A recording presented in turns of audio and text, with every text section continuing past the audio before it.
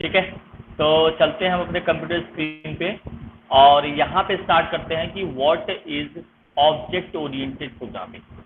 देखिए, मैं आपको सिंपल लैंग्वेज में एक्सप्लेन कर दूं तो इसका जो कॉन्सेप्ट है, जैसे कि हम जब प्रोग्राम्स लिखते हैं कंप्यूटर्स में तो वो दो तरीके से लिखा जा सकता है।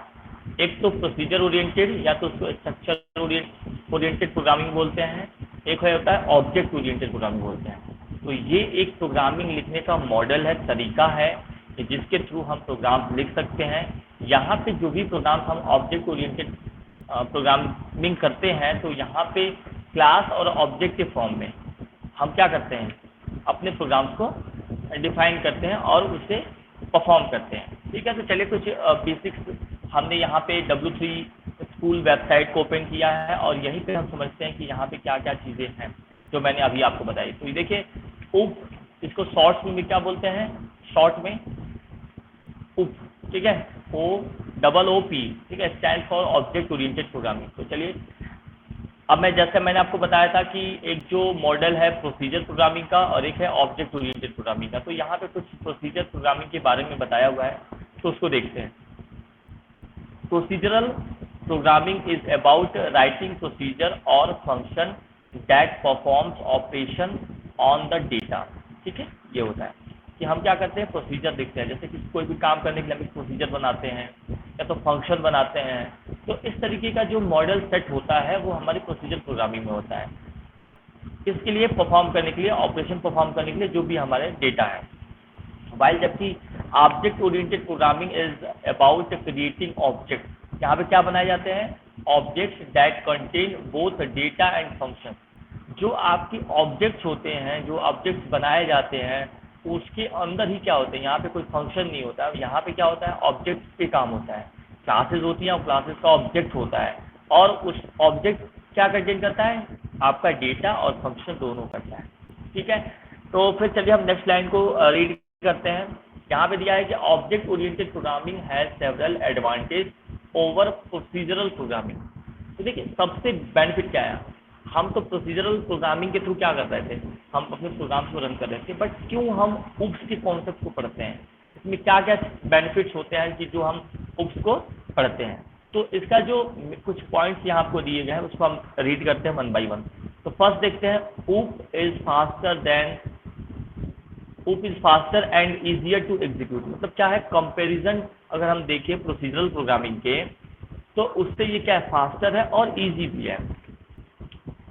Object oriented programming provides a clear structure for programmers, जो प्रोग्राम्स के लिए, ठीक है, जो भी हम प्रोग्राम लिखते हैं तो यहाँ पे क्लियर आपको स्ट्रक्चर देता है। ठीक है, क्योंकि कंपेयर टू प्रोसीजरल प्रोग्रामिंग क्या होता है, वो एक बहुत ही लंबा हमारा प्रोग्राम्स बन जाता है, बहुत सारे लाइन ऑफ कोड्स हो जाते हैं। बट यहाँ पे क्या होता है कि यहाँ पे कहीं ना कहीं प्रोग्राम्स की कोड रिड्यूस भी हो जाती है, क्योंकि यहाँ पे क्लास एंड ऑब्जेक्ट का काम आ जाता है ज़्यादा।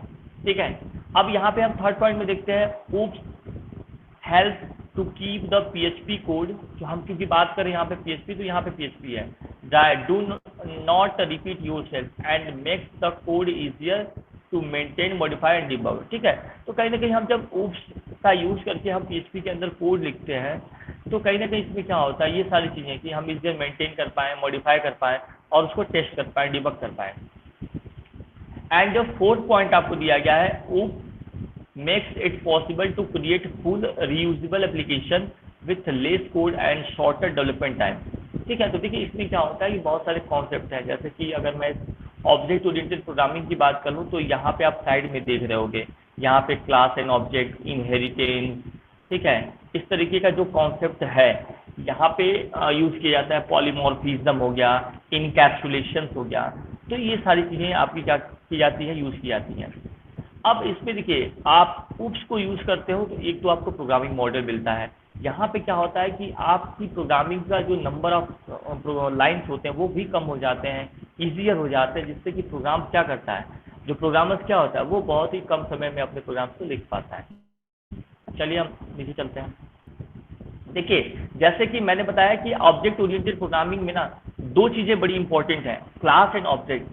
ठीक है, तो जैसे हम रियल लाइफ की एग्जांपल लेते हैं तो क्लासेस क्या होती हैं और ऑब्जेक्ट क्या होता है आप समझ सकते हैं। ऑब्जेक्ट जैसे कि हमारे जो अगल बगल सारी जो चीज़ें होती हैं एज अ ऑब्जेक्ट ही ट्रीट करते हैं। तो कहीं ना कहीं ये जो मॉडल सेट किया गया है एक क्लास एंड ऑब्जेक्ट के मॉडल में, जैसे यहाँ पे एग्जांपल आपको दिया गया है, जैसे एक क्लास बन गई, ठीक है।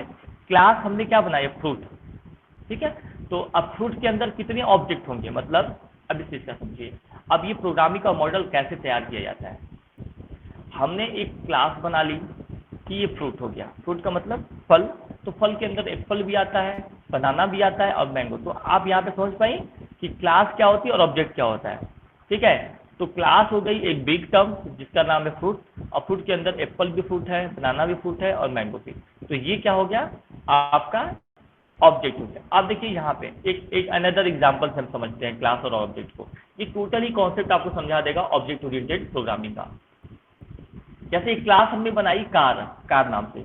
अब कार तो एक बिग टर्म्स हो गई, लेकिन कार भी तो बहुत तरीके की है, कोई हुंडई का है, कोई वोल्वो का है, कोई ऑडी है, कोई टोयोटो। तो टोयोटो क्या हुआ, एक ऑब्जेक्ट हुआ, ठीक है। टोयोटो कार है लेकिन कार एक क्लास हो गई, लेकिन क्लास के अंदर कितने ऑब्जेक्ट हो गए वो हम डिफाइन करते हैं, ठीक है। तो यहाँ पे नीचे आइए और देखिए यहाँ पे लिखा हुआ है show a class is a template. क्या है, क्लास एक टेम्पलेट होता है फॉर ऑब्जेक्ट के लिए, and object is an instant of a class, ठीक है। तो वो इंस्टेंस में जो कि को रिप्रेजेंट करता है, एक क्लास हो गई लेकिन क्लास हमने बनाया। अब इस क्लास के अंदर कितने ऑब्जेक्ट बनेंगे वो यहाँ पे हम उसको हम क्या करते हैं, डिफाइन करते हैं।